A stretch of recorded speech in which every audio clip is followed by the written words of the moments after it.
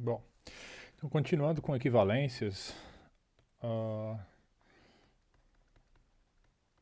equivalências lógicas, né? Vamos falar um pouco sobre a recíproca, contrapositiva e inverso. Inverso ou inversa, tá? Faz um. Tá, então imagina aqui que a gente tem que a P e Q são proposições, tá? E elas podem ser elementares ou não, tá? Tanto faz. Os pontos que são elementares é a base do processo. E a gente sabe o que? Bom, a gente tem aqui a P implica Q, só que é uma implicação, né? Que a gente tem normal, tá? A gente tem o não Q implica não P. Aí a gente tem o Q implica P. E a gente tem o não P implica não Q. Tá? Então essa aqui, vamos dizer que essa é a nossa implicação.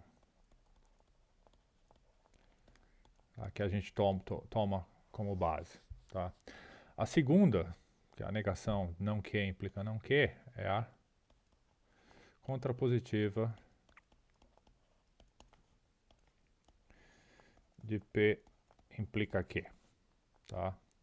Essa terceira, Q implica P, é a recíproca. Tá? Ou reversa. Tá? A implicação reversa, recíproca, de P implica Q. E a última, não P implica não Q, é a inversa de P implica Q. Tá? Além disso, não é difícil perceber que não P implica não Q é a contrapositiva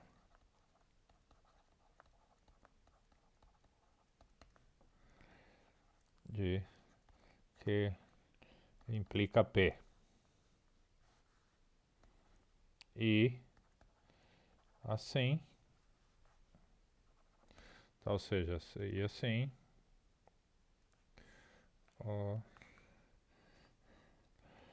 é a contrapositiva da recíproca de P implica Q. Tá? Então, dado uma implicação original, tem outras três implicações associadas a ela. Tá? As implicações sempre vêm em quatro. Tá? E, bom, o que nos interessa aqui falar é que, bom, sempre que a implicação for verdadeira, a contrapositiva dela vai ser verdadeira. Tá? Sempre que a recíproca for verdadeira, a inversa vai ser verdadeira. Por quê? Bom, porque a inversa é a contrapositiva da recíproca. Tá? Então, a implicação e contrapositiva, recíproca e inversa, tá? Formam dois pares. E elementos do mesmo par andam juntos. Tá? Agora, a implicação pode ser verdadeira e a recíproca não. Tá? Ou a recíproca pode ser verdadeira e a implicação não. Tá? Então, aí só alguns casos particulares, quando a implicação e a recíproca são verdadeiras, é que a gente tem o 6 só C, né? Tá? Que a gente tinha marcado lá. Vamos botar aqui. Se o P implica o Q e o Q implica o P, então a gente sabe que é o P, C e somente C o Q. Tá? Então, e aí, obviamente, nesse caso, acontece ainda mais o quê? Bom, E, obviamente, não P, C e somente C não Q, né? Tá? Isso é normal. Tá? Então, a título de curiosidade, vamos fazer a tabela verdade de novo, tá? Para isso ficar bem claro. E aí a gente dá alguns exemplos onde a gente tem diferença. Tá? Isso aqui é muito importante. Tá? Eu fico batendo nessa tecla porque é um tópico, tá? Que os alunos costumam fazer muita confusão. Tá? Então isso é muito importante. Entender direito o que é a contrapositiva, o que é a recíproca, tá? Qual é a diferença entre elas. Tá? Quando a, a contrapositiva ela é sempre equivalente à implicação e não à recíproca. Tá? Às vezes você tem que provar a implicação, mas é mais fácil provar a contrapositiva dela. Tá? Não a recíproca, muitas vezes não, você não consegue provar. Às vezes você tem que provar a recíproca, é mais fácil provar a inversa. Tá? Então isso tem que prestar um pouco de atenção. Então vamos fazer a tabela verdade só para curiosidade. Temos lá o P e o Q. E o P pode ser 0, 0, 1, 1. O Q pode ser 0, 1, 0, 1. Tá? E aí temos primeiro o P implica o Q, né? Tá? Depois vamos fazer o não Q implica o não P. Depois façamos o Q implica o P. E depois o não P implica o não Q. Tá? Botando os nomes. A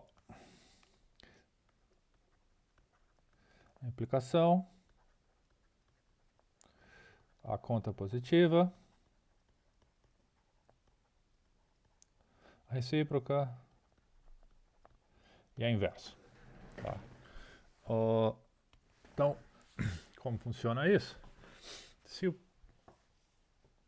P falso implica o Q falso, isso é, bom, verdadeiro. Tá bom, na verdade a gente sabe que a implicação só é falsa quando o Q, nesse caso aqui, né? Tá? Onde a premissa P, ela é falsa. Não, na verdade não, né? Eu tô falando besteira aqui, peraí. É o contrário. É nesse caso aqui que, que ela é falsa. Tá? Aqui a premissa ainda é falsa, me enganei. Aqui a premissa ainda é falsa e o consequente é verdadeiro. Sim, se a premissa é falsa, tanto faz o consequente, né? O resultado é sempre positivo. Tá? Esse é o caso falso, o único caso falso da história da implicação, né?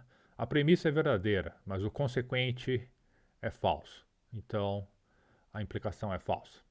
Tá? Porque se o P é verdadeiro, verdadeiro tem que implicar verdadeiro. Tá? O falso pode implicar qualquer coisa. Tá? Mas o verdadeiro tem que sempre implicar verdadeiro. Então, a última linha também, o verdadeiro implica verdadeiro. Ok. Bom, o que acontece na contrapositiva? Aqui nós temos negação dos dois lados, né? Então troca-se o papel. Agora a negação de Q é a premissa e a negação de P é o consequente. Tá? Então, bom, vai dar verdadeiro, implica verdadeiro. Isso dá verdadeiro. Tá. Vai dar falso, implica verdadeiro. Também, isso é verdadeiro. Vai dar verdadeiro, implica falso. Isso é falso. Tá? Falso implica falso, é verdadeiro. Tá? Então aqui já é fácil observar que essa tabela verdade e essa tabela verdade aqui, essas linhas elas são iguais, né? Tá? Então a gente pode dizer já aqui embaixo o quê? Que o P implica o Q, C e somente C, o não Q implica o não P. Tá? Isso é uma equivalência lógica, né? Ou seja, a contrapositiva é sempre equivalente à implicação. Tá? De outra forma, lá para bater de novo no caso, P implica Q, se e somente se, não que, implica não P, é tautologia. Tá? E a precedência dos operadores está correta aqui, tá? Então não precisa colocar parênteses, né? Extras. Se quisesse, tudo bem, você podia chegar lá e colocar um parênteses aqui e um parênteses aqui, tá? Mas não é necessário. Tá? Então, isso aqui é a mesma coisa que dizer que tudo isso aqui é equivalente a 1, né? É uma tautologia. Tá. Vamos fazer a recíproca aqui então. Na recíproca, o que é o, a premissa e o P é o consequente. Tá? Então, a premissa falsa, bom, premissa falsa pode ser qualquer coisa. Então, o consequente pode ser qualquer um. Então, a implicação é sempre verdadeira. Tá? A premissa verdadeira, o consequente falso. Ops, então aqui já deu uma diferença, né? Tá? Já é falso. Premissa falsa, consequente verdadeiro, ou premissa verdadeira, consequente verdadeiro. Tudo bem, isso aqui vale nos dois casos. Tá? Para a inversa, inverte os papéis, a gente tem a negação do P e a negação do Q. O não P agora é a premissa e o não Q é o consequente. Tá? Então, verdadeiro com a premissa, verdadeiro ou consequente, isso aqui dá 1. Falsa premissa, verdadeiro consequente dá 0. Verdadeira premissa, falso consequente dá 1. Falso, ambos, também dá 1. Tá? Então, também observamos aqui que essas duas partes são iguais. Né?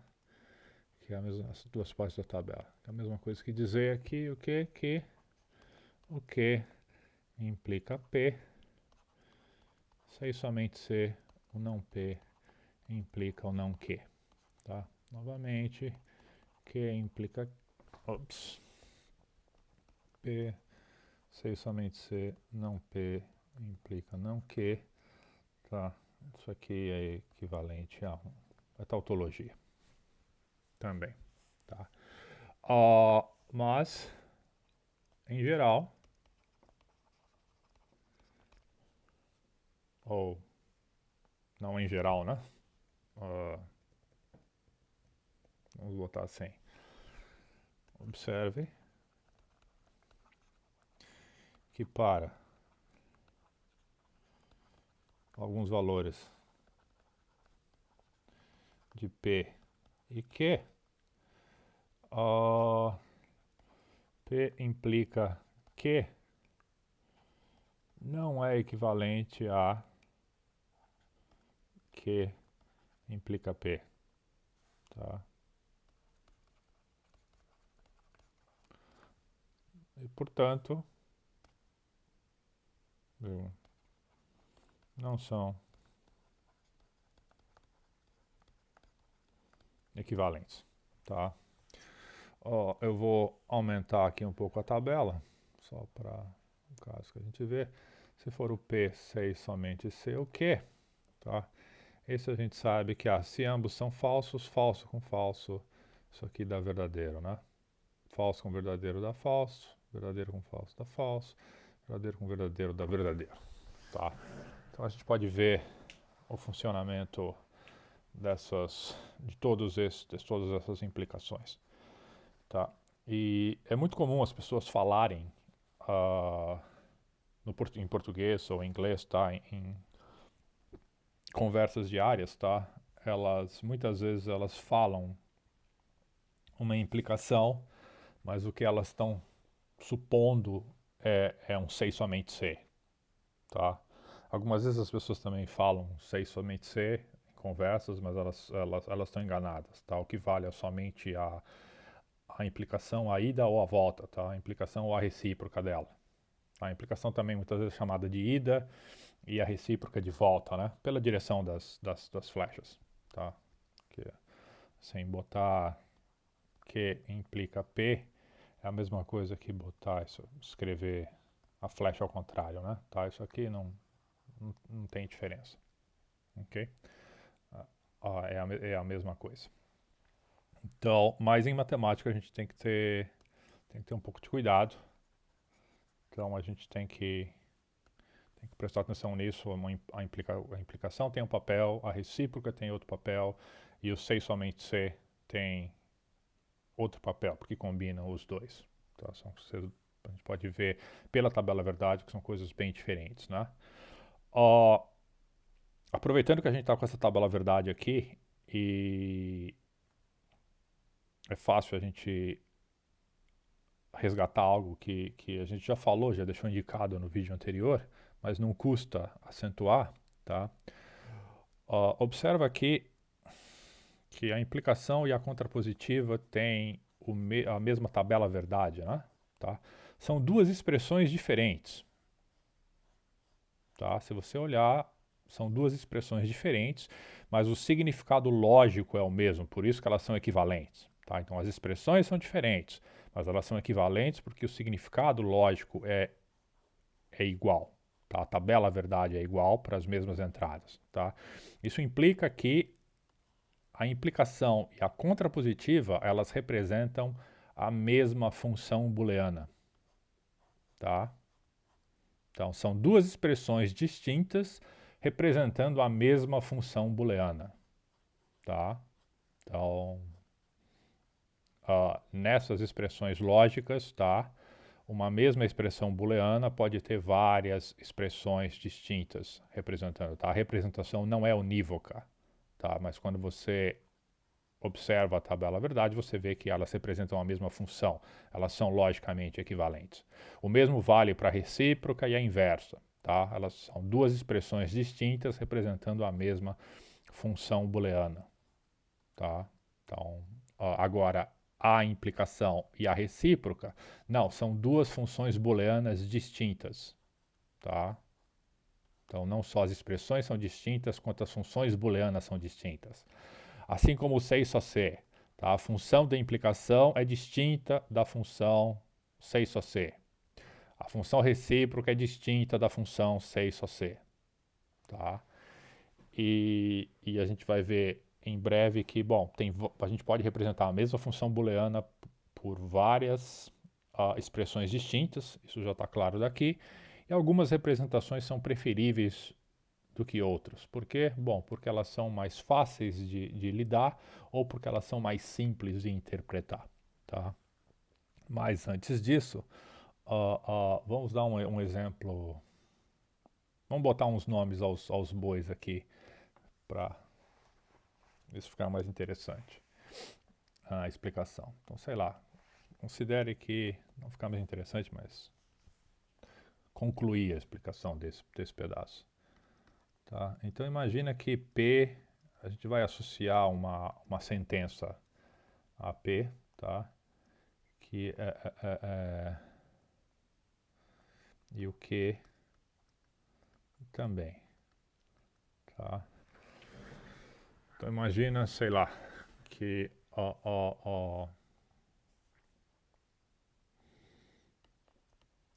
Joe, vamos dizer que tem não, é Joe Scambal, vamos falar Alice. Vamos começar com a letra A.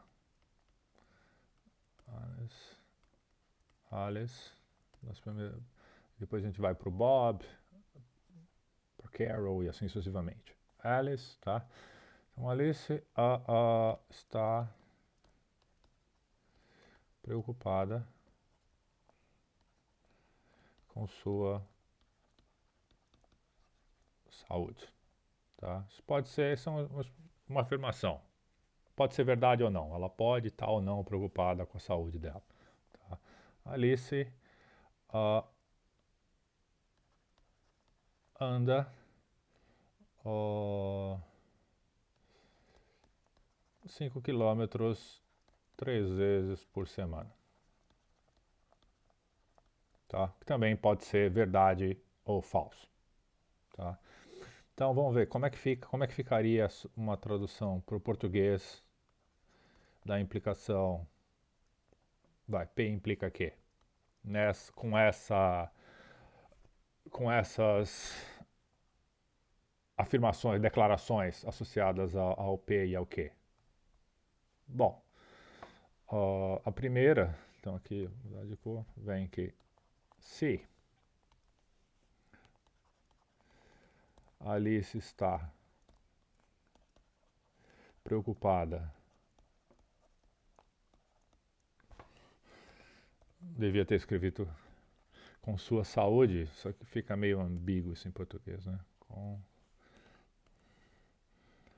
a saúde dela, vai. Com a saúde dela, tá? Uma das questões, vai, em matemática isso não teria problema, né? Tá, mas você vê que em português tinha uma ambiguidade envolvida ali. Uh, então o que? Então, a Alice anda 5 quilômetros 3 vezes por semana. Tá? Então, como é que ficaria a contrapositiva dessa brincadeira? Dessa expressão. Tá? Se Alice o quê? Se não é o caso que a Alice anda 5 quilômetros por toda semana, né? Tá? Se Alice, então, não anda 5 quilômetros 3 vezes por semana,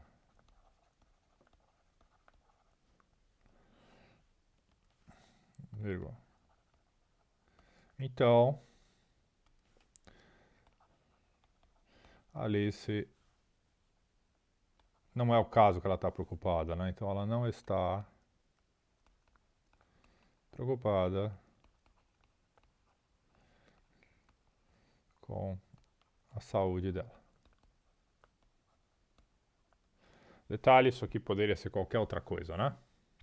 Se ela anda assim, ou preocupada, no lugar de preocupada com a saúde dela, podia ser preocupada com a forma física, com uma corrida que ela vai fazer. Em vez de andar, ela podia correr, tá? Ou com a saúde, ela podia fazer exames, ou não comer açúcar, ou não comer gordura, ou whatever, tá? Isso dá para ver que tanto faz, qualquer expressão a gente poderia ter colocado aqui no lugar do P e do Q. Isso aqui é simplesmente para dar um exemplo de como os papéis se invertem, como a diferenças lógicas nas expressões fazem diferenças nas nossas interpretações, tá? Então, como é que fica aí agora? A recíproca. P implica que se Alice anda 5 quilômetros 3 vezes por semana,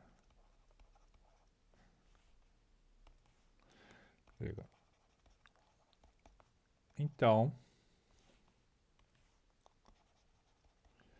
Alice está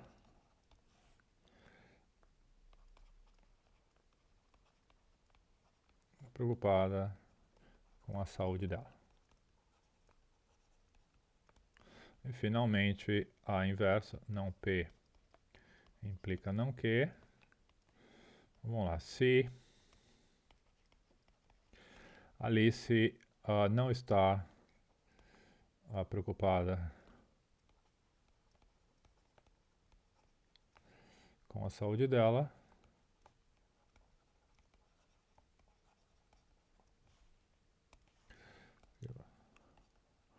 então Alice não anda 5 quilômetros 3 vezes por semana, vai. Isso. Eu devia deixar isso aqui, talvez. Olha, tá. Seja do jeito que está. Então, observa que o sentido aqui de entre a implicação e a contrapositiva não se altera, né? Então, se a Alice está preocupada com a saúde dela, Tá? Então isso aqui é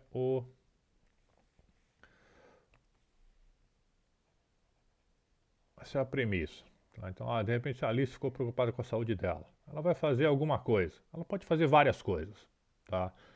Pode começar a tomar remédio, pode deixar de comer certos alimentos, pode dormir mais, tá? Pode passar a comer outros alimentos, pode passar a se exercitar.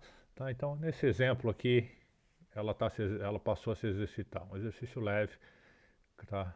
Caminhar 5 km 3 vezes por semana. Tá? Então, assim, a vez que a premissa ela ficou preocupada com a saúde dela. Tá? Porque de repente ela fez um exame e deu problema, sei lá. Então a Alice anda, a gente não tem essa informação aqui. Então, ela anda 5, sim, 5 km 3 vezes por semana. Então ela anda. Tá? Ah, então significa, se isso for verdade, tá? Se a Alice está preocupada com a saúde dela, então ela vai andar 3 vezes por semana. Observe que isso aqui é um if, é um if como linguagem de programação, né? Sem então, é um if then. Tá? Então, a negação é se ela não está andando, então, é porque ela não está preocupada com a saúde dela. Tá? Ou seja, ela não tem problema. Fez um exame e tudo bem, deu tudo ok. Tá? A mesma carga semântica tá ocorrendo aqui.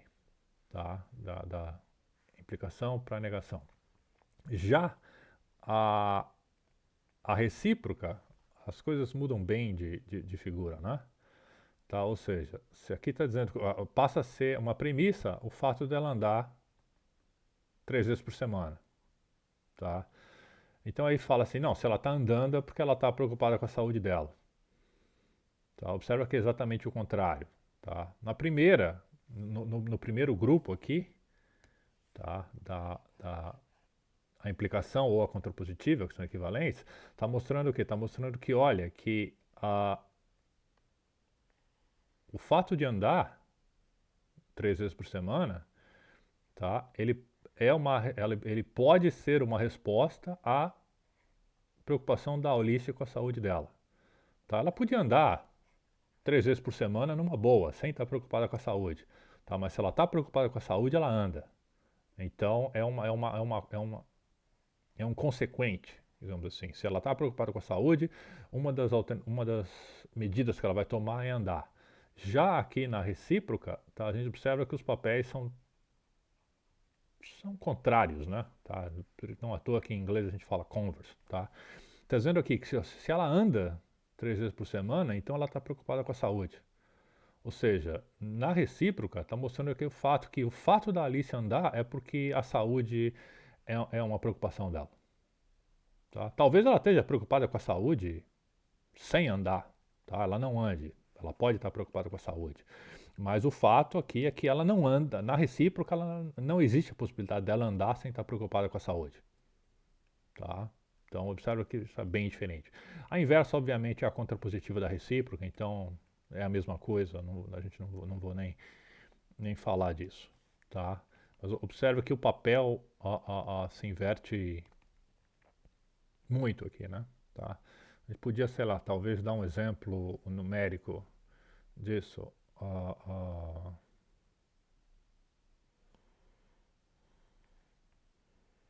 Acho que esse fica. Vamos dar um outro exemplo aqui, vai. Vamos botar aqui P.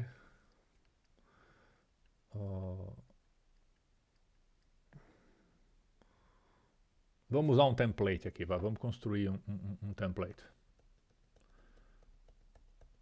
Tá? Vamos colocar uma variável livre aqui. Nós não temos a existência de variáveis em proposições, né? A existência de variáveis são em predicados. Mas a gente pode botar uma variável e sempre instanciar essa variável e transformá-la numa proposição, vai. Então, coloca aqui P de N, tá? A gente que o P de N é o quê? Vai ser a N é primo.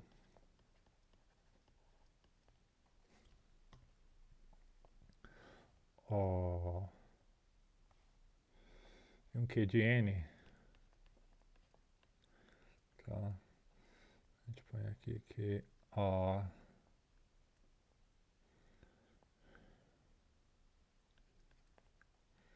N é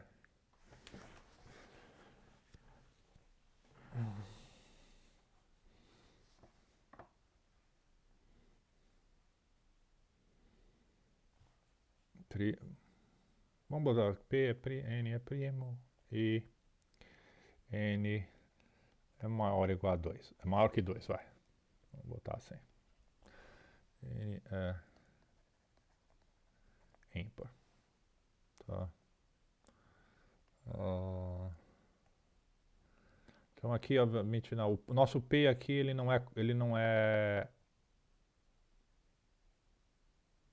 composto, né? Quer dizer, ele não é atômico elementar, ele é composto. Então, por exemplo, aqui, P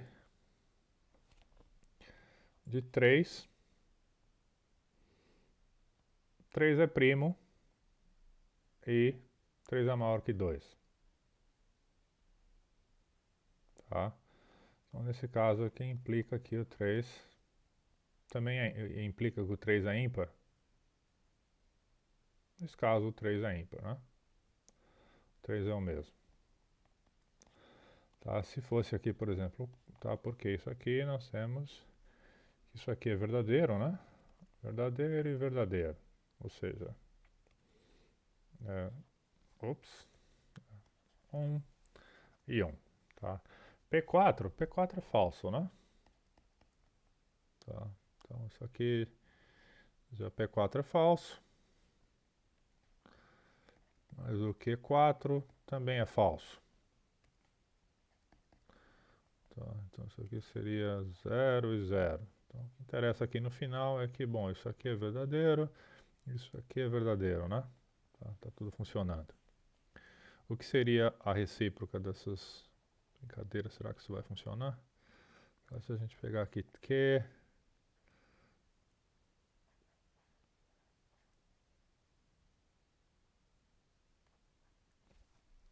Q9, vai.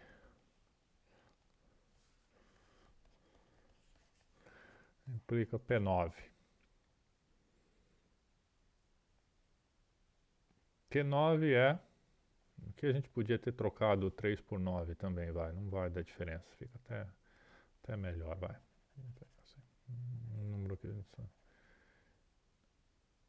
Ah, não, a gente sabe que não é primo. Então não, eu devia ter feito diferente. Pera aí. Isso aqui fica 3 mesmo. 3 mesmo. Vou botar um caso agora que não é primo. Tá. P. Vai. P9 implica Q9. Tá, nesse caso aqui, a gente sabe o quê? A gente sabe, ó, P9 N é primo é maior que 2. N é primo é maior que 2? Não, isso aqui é falso, né? Tá, o 9 não é primo. N é ímpar, tá, isso aqui é verdadeiro. Bom, então isso aqui é a mesma coisa que 0 implica 1. Então a gente sabe que o resultado disso aqui é falso. Tá? O que daria a recíproca disso aqui? Q9, P9. Q9 é N é ímpar? Ah, isso aqui é verdadeiro. P9, N é primo? Não, isso aqui é falso. Tá? Então isso aqui seria 1 e 0. E aí, bom, então isso aqui seria o quê? 1 e 0 seria 1. Né? Aqui que seria... Ok, aqui seria... Ops, não é o contrário, né? Aqui seria 1 e aqui 0. Estou escrevendo tudo errado. Não devia ter feito essas letras vermelhas aí.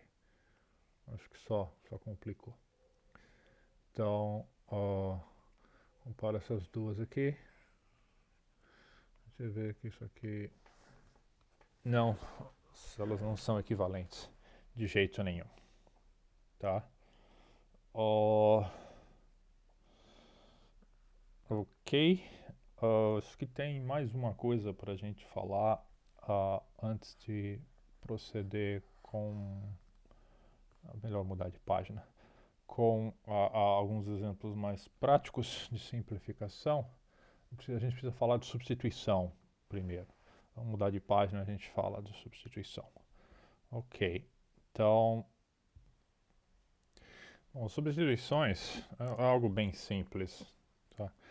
Mas a gente só tem que falar disso. Substituições. Ok. Tem duas regrinhas, basicamente. Imagina que a gente tem uma expressão, tá? Φ e P é uma variável, uma proposição elementar, tá? Atômica ou primitiva, tá? Que ocorre em Φ, tá? E seja filhinha obtida de Φ pela substituição de todas as ocorrências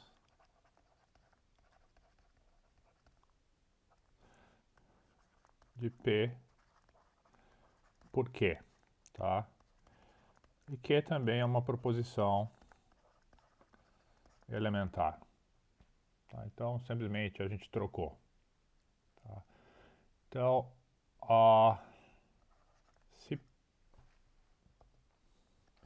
se Φ é uma tautologia, então filhinha também é uma tautologia, tá? Dizendo que, olha, e isso é trivial ver o porquê, né? Prova disso, bom, Φ é uma tautologia, independe do valor de P, tá? Lembra? Para todos os valores de P vale. Se você substitui todo P por Q, também vai depender do valor de Q, tá? Não, ou seja, não interessa muito quem é a proposição, no caso da tautologia, tá? Então, é tautologia, o significado da variável meio que se perde nesse caso, tá? Não interessa muito, a tautologia é uma questão de estrutura, tá? E não de particularidade da proposição, mais ou menos isso. Mais ou menos não, é exatamente isso, tá? O mais ou menos significa que isso se aplica aos exemplos que a gente fez lá, traduzindo, colocando frases em português para as tautologias. Tipo, meio hora não interessa muito a frase, tá? Não interessa se ela é verdadeira ou falsa, tá? Claro que semanticamente, na situação da aplicação, a frase faz muita diferença, mas logicamente não. E aqui imagina que segunda possibilidade, a gente também tem uma expressão φ, tá? E P, e de novo, IP é uma variável em φ, tá? Ou seja, ocorre em φ, tá? Seja ainda que aqui na verdade pode ser mais, acho que aqui na verdade pode ser mais do que uma variável, tá? Verdade é o seguinte, seja P uma proposição ou não é, seja P uma subexpressão, vai. Subexpressão significa que isso aqui é uma proposição composta, ela pode ser, tá? Tá, ela pode ser uma proposição composta, uma subexpressão de φ, tá? Seja ainda que uma outra proposição composta, tá? Tal que P sei somente C Q, tá? Ou seja, P é equivalente a Q, tá? Então, bom,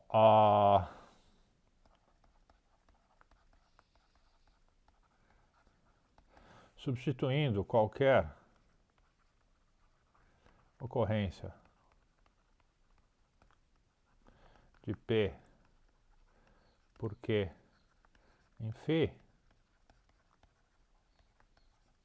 obtemos filinha, tá? E esse qualquer aqui pode ser todas, tá? Não precisa ser todas. Pode ser todas, não precisa ser todas, tanto faz. Você pega lá algumas ocorrências de P, troca por Q e obtém filinha, tá? O que você já espera?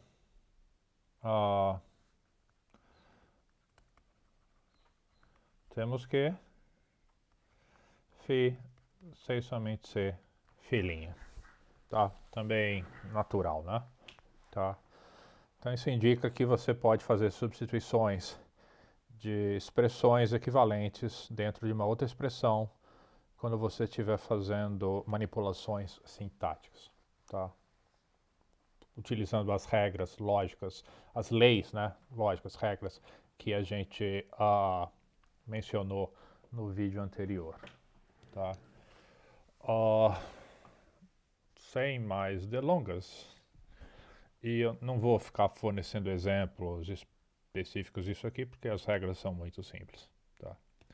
Então, sem mais delongas, vamos para alguns exemplos de manipulação sintática, tá? Imagina que a gente tem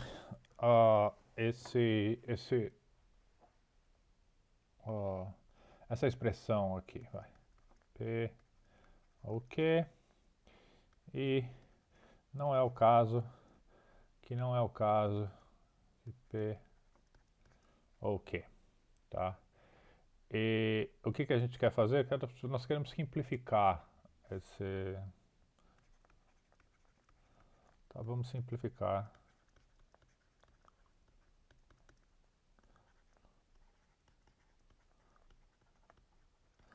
Tá, essa expressão, tá? Esse statement, essa afirmação composta, tá?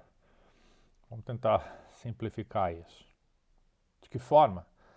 Pode construir tabela verdade e ver alguma coisa equivalente. Sim, pode. A gente pode construir a tabela verdade e tirar uma expressão dos min terms ou max terms da expressão, tá? A gente vai falar... Acho que eu não falei dos min terms com vocês, mas vou falar em breve. Mas vamos aplicar as leis que a gente conhece, tá?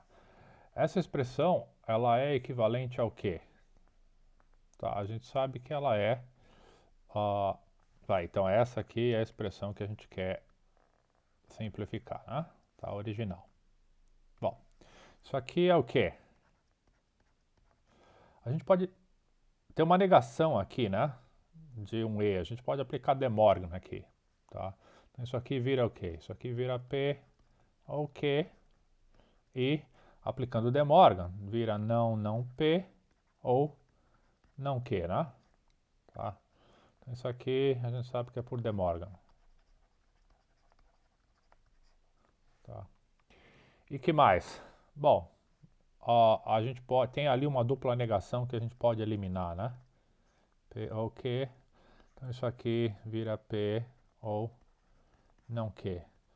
Tá? E isso aqui é a dupla negação. Tá? E que mais a gente pode fazer aqui? Bom, P ou Q e P ou não Q.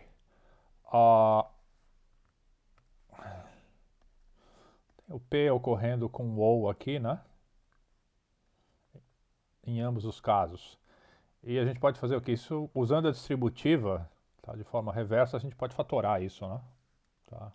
Isso aqui vai dar o quê? Vai dar P ou Q e não Q. Tá? Então isso aqui é a distributiva do ou sobre o E, né? Tá? Ou sobre E, tá? Que seja, no caso. O que mais a gente pode fazer aqui? Bom, olha essa parte aqui dentro. Isso aqui o que? Isso aqui é P e não P. Tá? Isso aqui tem uma proposição e a negação dela. Isso aqui, obviamente, é uma contradição, né? Pela lei da inversão. Tá? Então, isso aqui é P ou 0. Tá, isso aqui pela inversão. E aí, finalmente, tem o quê? Bom, mas P ou 0, o ou é universal, né? Tá? Então, o 0 é o quê? O 0 é a identidade da... Não é que o ou universal. O 0 é a identidade da operação da operação ou, né? Da operação de junção, do operador ou. Então, isso aqui é o próprio P, que isso aqui é por identidade. Tá? Então, ou seja, logo, aquela expressão que a gente tinha inicial, não, P, o Q, tá? Isso aqui é a mesma coisa que P. Bom, e não é difícil perceber o que? Talvez alguns de vocês já tenham percebido, que essa parte aqui, isso aqui é a mesma coisa do que o Q.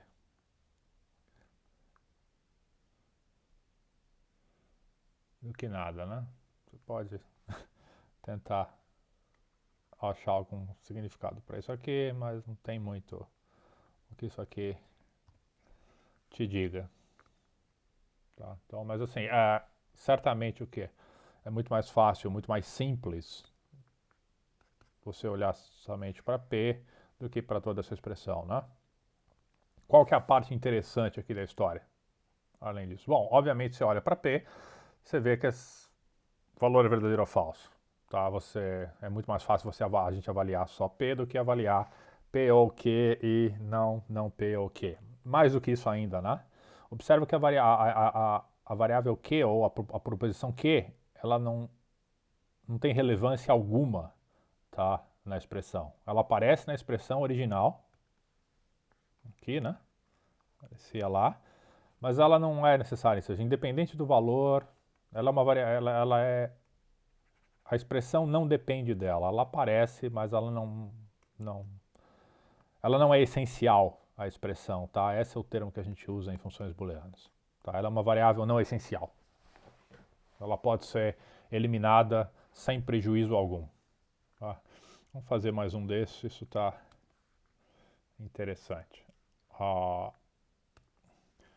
Então imagine agora que a expressão que a gente tem é a seguinte: não, P ou Q, IR ou não Q. Os parentes estão balanceados? Estão. Então, os parentes estão balanceados. Tá?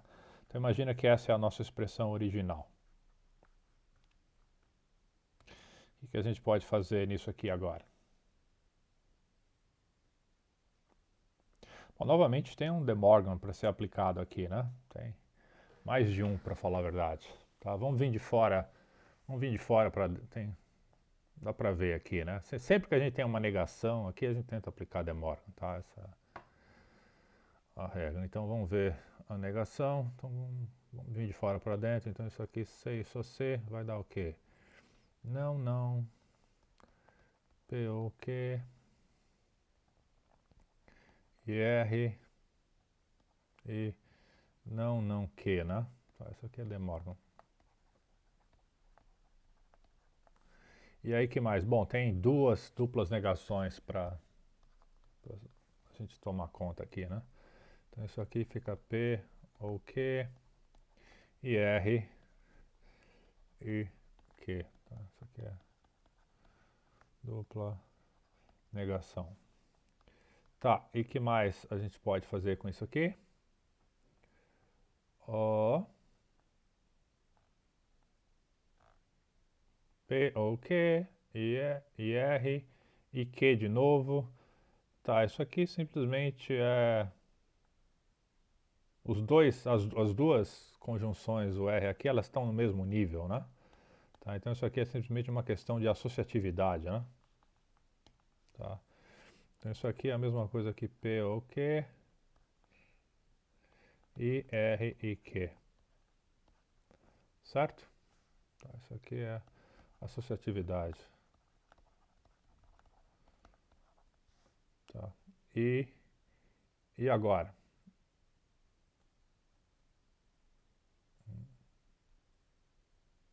Hum? que tem em comum aqui? Bom, a única coisa que realmente aparece em comum aqui é o que, né?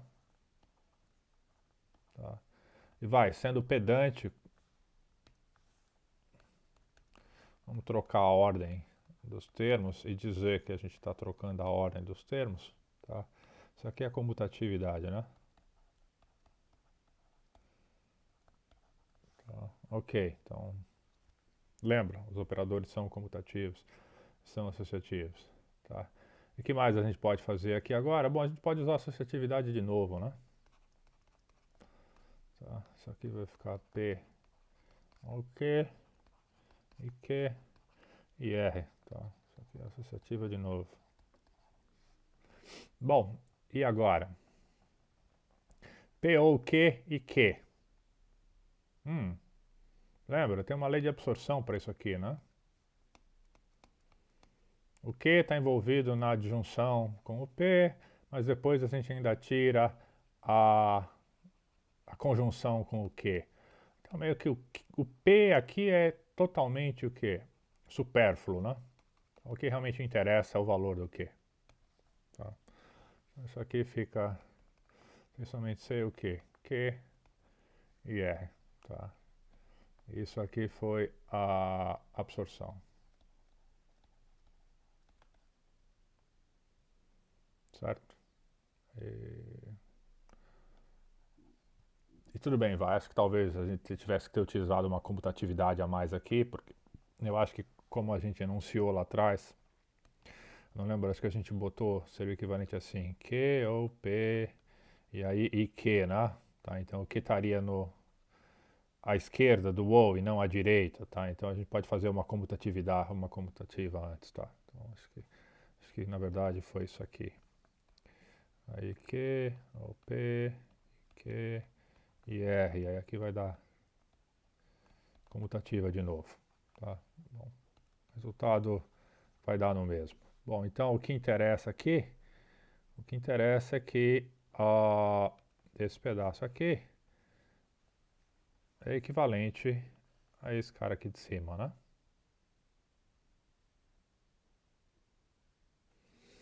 E aí fica como exercício para vocês verem que isso aqui é o quê?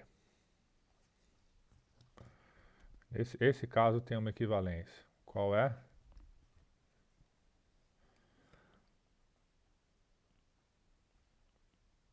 Não A ou B, né? Lembra daquilo? Tá, então isso aqui fica equivalente a não.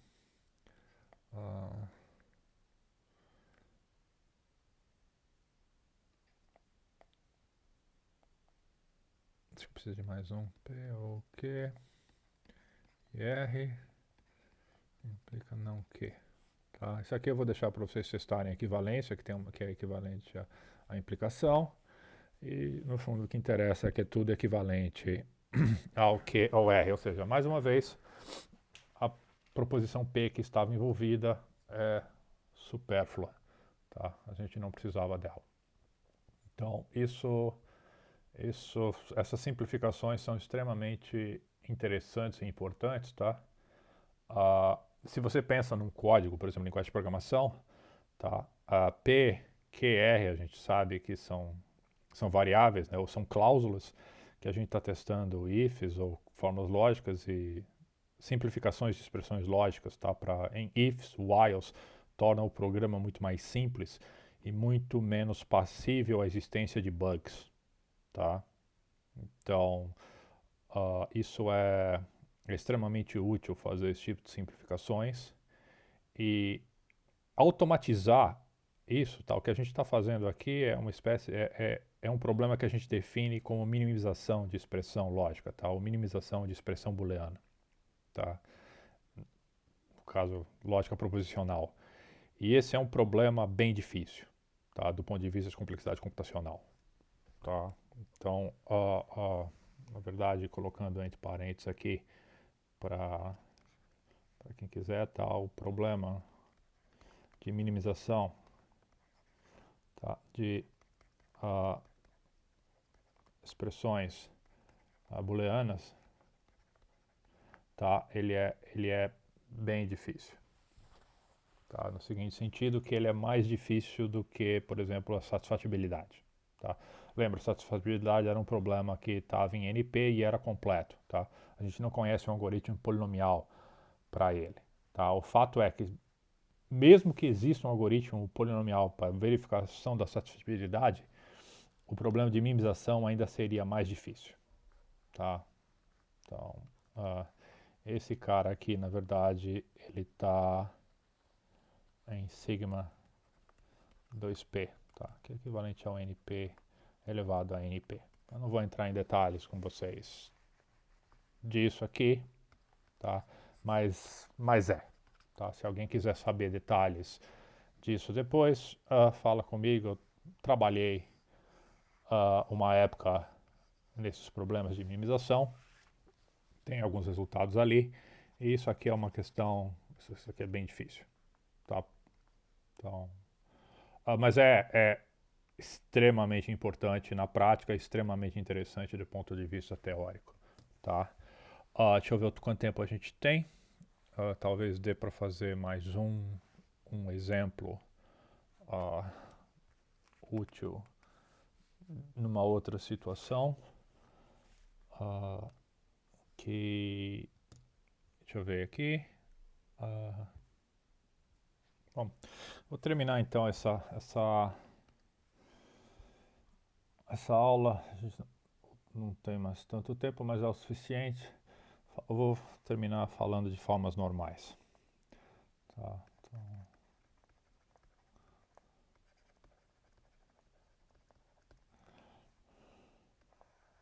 tá, isso aqui para expressões.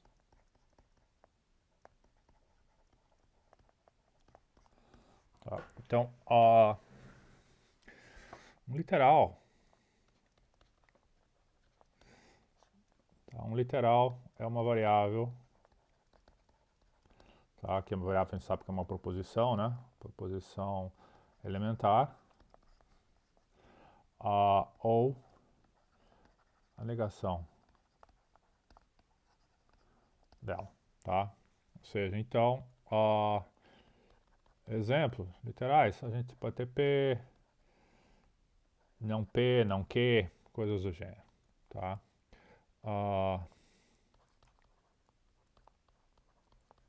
Uma cláusula, tá? É a disjunção de literais, tá? Então, exemplos, a gente pode ter aqui P, ou Q, ou não R, ou S, ou não T, tá? Só uma sequência de junção de literais, tá? Essa é uma, pode ser só P ou não Q, tá? O próprio só o P sozinho serve, ou não Q sozinho também serve, tá? Essa disjunção é uma mais vezes, tá? Uma expressão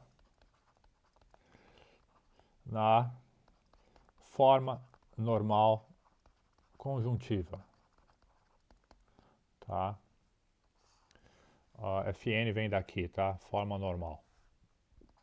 Em inglês é chamado de CNF, Conjunctive Normal Form. Isso aqui simplesmente é disjunções aqui, conjunções de cláusulas, tá? Então, um exemplo aqui, sei lá, a gente pode ter, vou colocar com números agora aqui, fica melhor, tá? x1 ou x2 e x2 barra ou x3 ou x4 ou sei lá, x1 barra ou x4, tá? Isso aqui pode ser uma expressão φ, por exemplo, tá? x1, x2, lá em cima no exemplo. Aqui, x1 ou x2 barra, como cláusula, tá? Então isso é uma expressão na forma normal conjuntiva, tá? CNF. Então,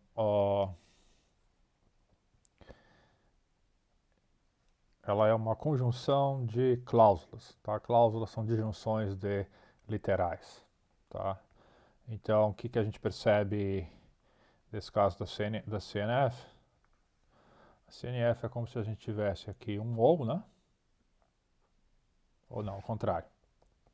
Estou começando da raiz. É como se a gente tivesse um E, e aí tem aqui dentro. Quantos a gente usou? 1, 2.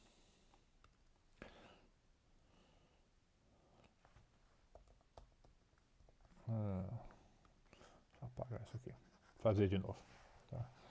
Então, eu devia fazer na mesma página. Então, fazer aqui na mesma página fica mais fácil de ver. Tá? Então, fazer em verde aqui. Não é difícil perceber aqui dessa expressão, tá?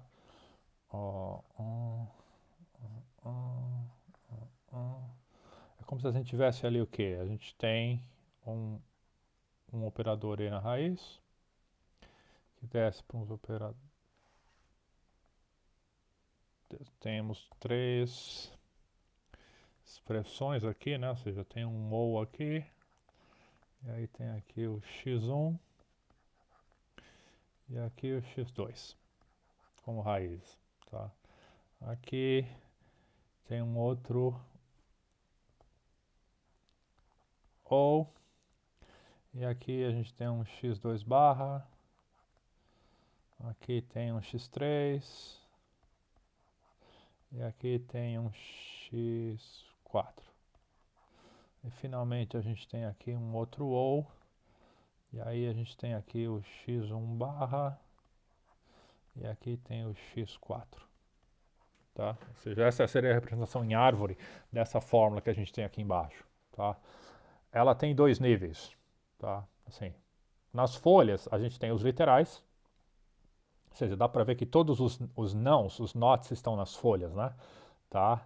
Aí no nível anterior, o nível acima, a gente tem as disjunções, os operadores ous, e na raiz a gente tem o operador a conjunção, o E.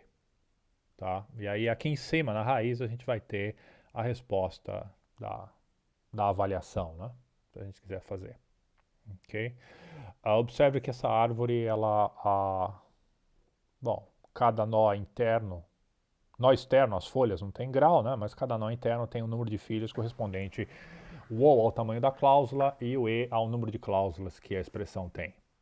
Tá? É isso. Se a gente colocar pode colocar restrições no número de operadores no OU aqui, tá? Seriam os fanins limitados. A gente vai, acho que eu vou falar com isso com vocês mais para frente, quando for mais sentido. Então essa é a forma normal conjuntiva, tá? Da representação em árvore, obviamente a gente percebe o quê? Que deve ter uma representação equivalente disjuntiva, né? Tá? Então, ou seja, uma representação dual, onde a gente troca os es pelos os e vice-versa, né? Tá, ops. Então, então, o que é um termo? Um termo é conjunções de literais. Tá? Exemplo,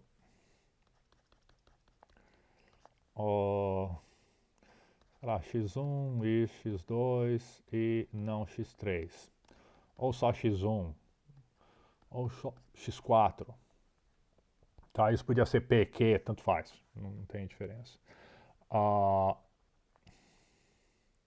Expressão na forma normal disjuntiva.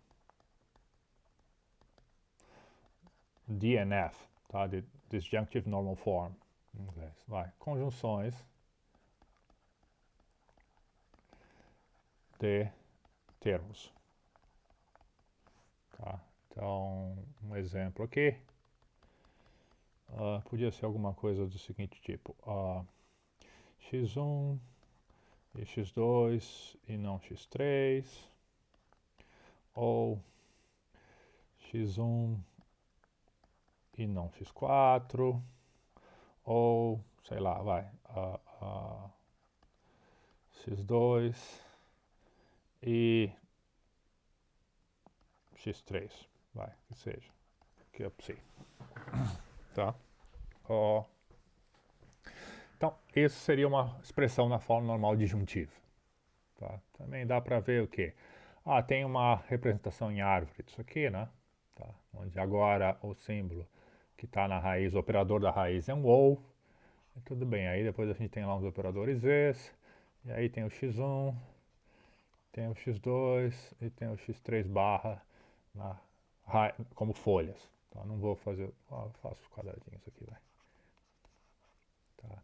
E aí temos um outro e aqui, que seria o x1 e o x4 barra. Tá? E aí tem um outro e aqui, que seria o x2 e o x3. Tá? Então, novamente, uma árvore também de altura 2,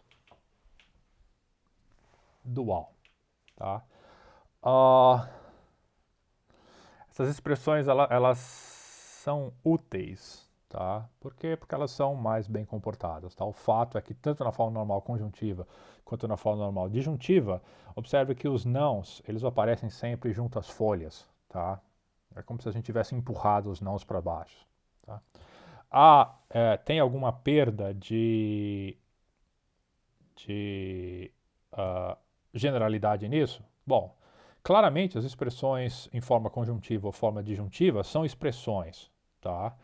Então, tudo que elas representam pode ser representada por alguma outra expressão. Tá? O fato que é interessante é que qualquer expressão pode ser convertida numa expressão equivalente na forma normal conjuntiva ou na forma normal disjuntiva. Tá? Em outra forma, toda função booleana, tá? Isso aqui, teorema.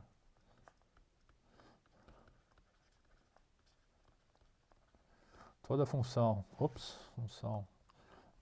booleana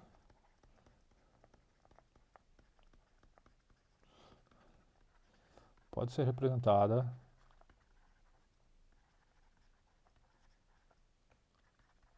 por expressões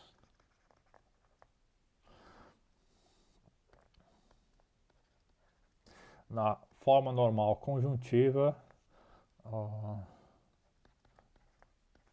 e na forma normal disjuntiva. Tá?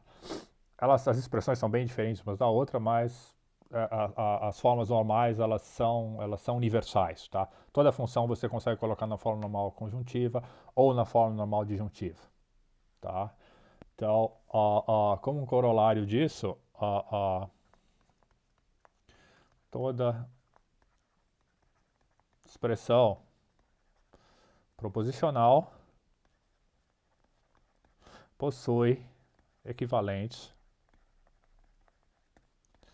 na forma normal conjuntiva e na forma normal disjuntiva. Tá? Como é que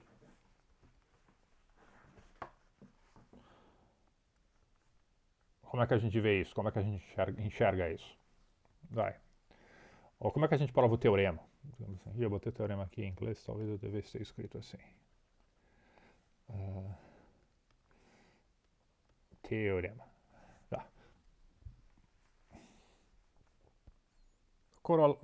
Corolário tem também mais de uma prova, é interessante, mas vamos ver o caso do teorema primeiro.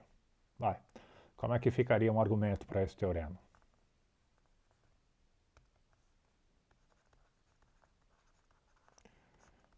Primeira coisa que a gente nota.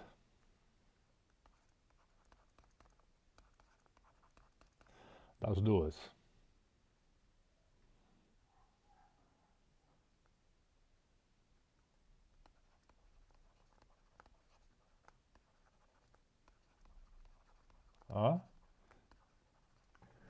O que é interessante para a forma normal conjuntiva e para a forma normal disjuntiva? Volta nas definições. Forma normal conjuntiva é conjunção de disjunções. Pensa em satisfatibilidade. Para φ ser verdadeira, todas as cláusulas têm que ser verdadeiras, certo? E cada uma das cláusulas, aí para cada uma cláusula ser verdadeira, bom, pelo menos uma das variáveis, um dos literais tem que ser verdadeiros, tá? Então, o que basicamente explicita a, a CNF? Já a DNF é o contrário, né? Tá? Para a DNF ser verdadeira, basta o quê? Basta uma cláusula ser verdadeira, certo? E aí, para uma cláusula ser verdadeira, um termo, quer dizer, basta um termo ser verdadeiro, desculpa. Tá? E aí, para um termo ser verdadeiro, a conjunção dos literais tem que ser verdadeiros. Tá? Então, o que especifica a DNF e o que especifica a CNF? Elas são ligadas a quê? Bom, a CNF ela é baseada no quê? Ela é baseada nos pontos da função que são falsos. Tá? Vou botar até em vermelho aqui. E a DNF é baseada nos pontos da função que são verdadeiros. Tá? E aí, com isso, a gente define os termos. Tá?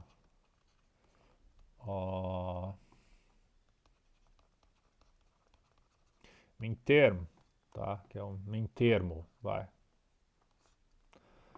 que é um min termo?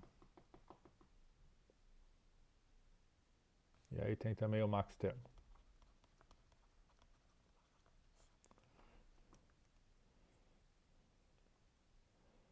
Tá? Um min termo.